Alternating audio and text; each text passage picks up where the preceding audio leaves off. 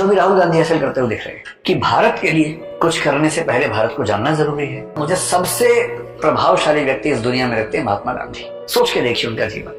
भगवान राम की जिंदगी देखेंगे, वनवास वाली पूरी कहानी, तो वो भी आपको ऐसा नजर आएगा। और महात्मा गांधी के साथ भी देखिए 1915 के आसपास वो व्यक्ति सफल होकर, ब्रिटेन से पढ़ा हुआ है, बैरिस्टर है, साउथ अफ्रीका में एक मूवमेंट किया, वहां सफल हो गए। अब तो पढ़ चुके आदमी भारत में, भारत में आ गए, वहां सफलता का स्वाद भी उनको लगा हुआ है। उनको भरोसा है कि यहाँ कुछ हो जाएगा। उम्र उनकी उस समय 45 साल के आसपास है, यानी व्यक्ति मैच्योर भी है। ऐसा नहीं कि वो बचपना कर रहा है, एक मैच्योर एज में भारत पहुंचे। और उनका तरीका बड़ा ठीक है, जो भी राहुल गांधी हासिल करते हुए दिख रहे हैं कि भारत के लिए कुछ करने से पहले भारत को जानना जरूरी है। तो पूरे भारत को पहले समझा उन्होंने, यात्राएं की, देखा, फिर 2-3 छोटे छोटे मूवमेंट्स किए, चंपारण वगैरह किया, एक जिसको बोले नेट प्रैक्टिस भी कर ली कि अब मैं इस समाज के मिजाज को समझ पा रहा हूँ, आप कुछ बड़ा करेंगे। और वहां से खिलाफत को अगर न भी केंद्र में रखें, असहयोग आंदोलन हम कह सकते हैं कि बड़ा एक उनका प्रयास है। और उनके मन में ऐसा महसूस उनको हो गया है कि बहुत मुश्किल नहीं है, अंग्रेज सत्ता इसलिए चल पा रही है क्योंकि भारतीयों का मौन सहयोग मिला हुआ है। अगर सहयोग नहीं मिलेगा तो कहां से चलेंगे, तो असहयोग करते हैं। और उनके मन में है कि अगर ठीक से असहयोग कर दिया तो 1 आध साल होते होते शायद चीजें पलट जाएंगी। जो व्यक्ति 1918-19 में इस भाव में है, उसने एक आंदोलन किया बड़ा। उस आंदोलन में कुछ चीजें ऐसी हो गई जो एक हत्याकांड हम बोलते हैं, चोरी चोरा वाला, वो हुआ। आंदोलन वापस लिया, जनता का मिजाज नहीं समझ में आ रहा उतना, लोग गुस्सा हो जाते हैं, बार बार अहिंसा छूटती है। और उनकी धारणा है कि अहिंसा के बिना आंदोलन चल नहीं पाएगा। फिर 10 साल की पेशेंस, और उसके बाद 1929-30 में फिर एक बड़ा आंदोलन,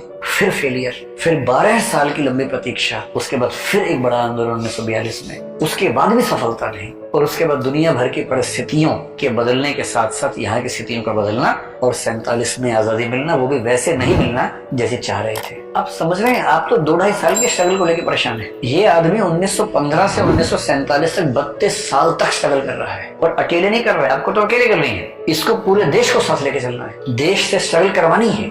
कितनी बार जब हारते होंगे, एक आंदोलन फेल होता हुआ, कितनी गालियां पड़ती होंगी, अपने ऊपर सवाल खड़े होते होंगे मन में कि हो पाएगा या नहीं हो पाएगा। हमारा तो एक प्रीलिम्स बिगड़ जाता है, हमें लगता है कि यार पता नहीं होगा कि नहीं होगा। इन्हें तो प्रीलिम्स, मेंस, इंटरव्यू सब बिगड़ता था बार बार। और उसी प्रोसेस में उनके अपने बच्चे उनके कंट्रोल से बाहर निकल गए, उनका एक बेटा हिंदू धर्म छोड़ देता है। इन सारी चीजों को मैनेज करते हुए ये आदमी लगातार एक भरोसा खुद पे बनाए रखते हुए, सब पे बनाए रखते हुए अगर यहाँ तक पहुंचता है। इसलिए महात्मा गांधी में इमोशनल इंटेलिजेंस तो कमाल की थी ही।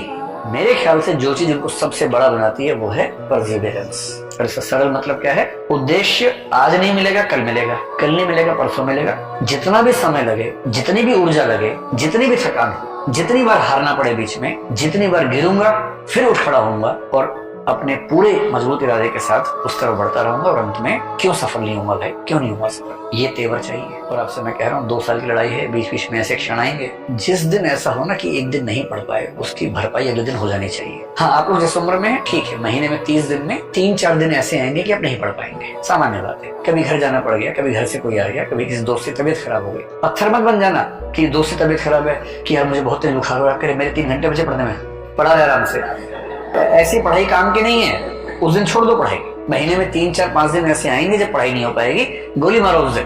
25 दिन 10-10 घंटे पढ़ लीजिए, 250 घंटे हो गए, पूरे महीने की एवरेज से निकालेंगे तो 8 घंटे की एवरेज आ जाएगी। या 25 दिन 12 घंटे पढ़िए, 300 हो गए, 10 घंटे की एवरेज हो गई।